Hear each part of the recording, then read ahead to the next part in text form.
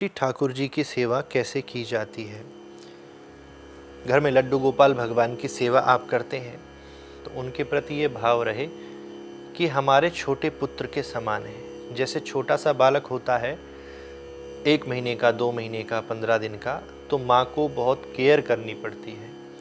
लड्डू गोपाल के प्रति सिर्फ घर की माता गृहिणी का ऐसा भाव ना हो, घर के बच्चों का, बच्चों के पापा का, दादा दादी का, सबका यही भाव हो कि ये हमारा सबसे छोटा बालक है और हमें ध्यान रखना है किसी प्रकार से ये रोए नहीं, किसी प्रकार से भूखा ना रहे, क्योंकि छोटा बालक अपने मुख से बताता नहीं है कि हमें भूख लगी है, रोता है जब पता चलता है।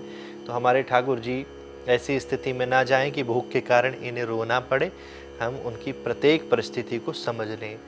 नित्य जब आप श्री लड्डू गोपाल भगवान की सेवा करते हैं, उनका संग आप प्राप्त करते हैं, तो ऐसी स्थिति आती है कि आप ठाकुर जी की मन स्थिति को समझ जाते हैं। आज हमारे लड्डू गोपाल बहुत प्रसन्न हैं, आज हमारे ठाकुर जी कुछ उदास लग रहे हैं। ऐसी परिस्थिति को समझकर और उनकी जो भी वो मांग रहे हैं वो उनको दिया जाए।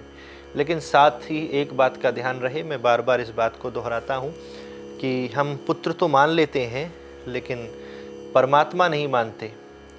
पुत्र तो मानिए, पुत्र के प्रति जो प्रेम हो सकता है वो किसी के प्रति नहीं हो सकता, लेकिन वह परमात्मा भी हैं।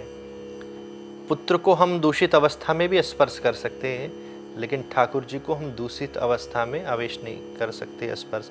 बिना स्नान कराए, बिना स्नान करे हम ठाकुर जी को कभी ना छुएं। दूषित वस्त्र अगर हमने पहन रखे हैं, किसी अपवित्र व्यक्ति को हमने टच कर लिया है तो लड्डू गोपाल भगवान को ना टच करें। डलिया में लेकर घूमने की प्रथा बहुत चल रही है और डलिया में लेकर किसी दूषित स्थान पर ठाकुर जी को बिल्कुल ना जाएं।